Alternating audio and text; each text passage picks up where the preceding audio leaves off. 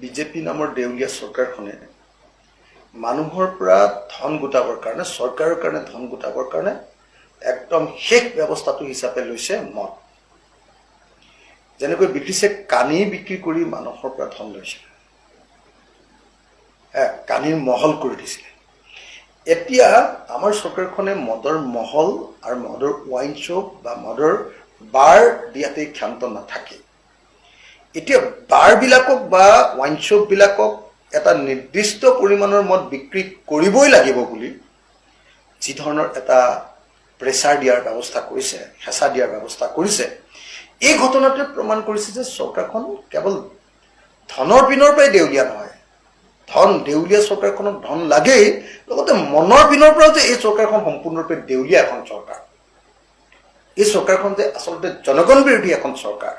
এই চৰকাৰখনে যে মানুহক মদ খুৱাই পাগল কৰি তেওঁৰ পৰা যে ধন লুটিব খোজে, এই ঘটনাটো প্ৰমাণিত হৈছে। এইখন চৰকাৰ আৰু শাসনত থকাৰ আচলতে কোনো নৈতিক অধিকাৰ নাই। মদ বিক্ৰী কৰি ঘৰে ঘৰে মদ দি, এতিয়াতো ঘৰে ঘৰে মদ দিয়াৰ ব্যৱস্থা কৰিবলৈ লৈছে।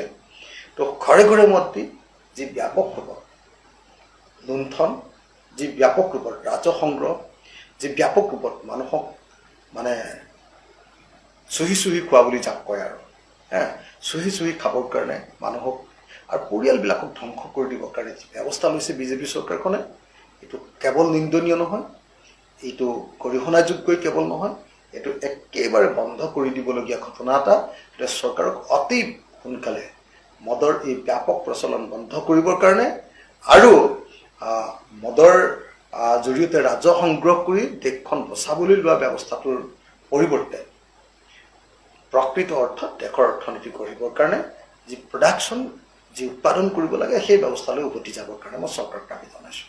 বিজেপি নামৰ দেউলীয়া চৰকাৰখনে মানুহৰ পৰা ধন গোটাবৰ কাৰণে চৰকাৰৰ কাৰণে ধন গোটাবৰ কাৰণে একদম শেষ ব্যৱস্থাটো হিচাপে লৈছে মদ।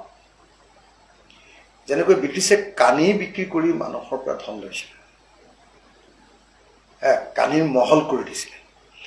এতিয়া আমাৰ চৰকাৰখনে মদৰ মহল আৰু মদৰ ৱাইন শ্বপ বা মদৰ বাৰ দিয়াতেই ক্ষান্ত নাথাকে।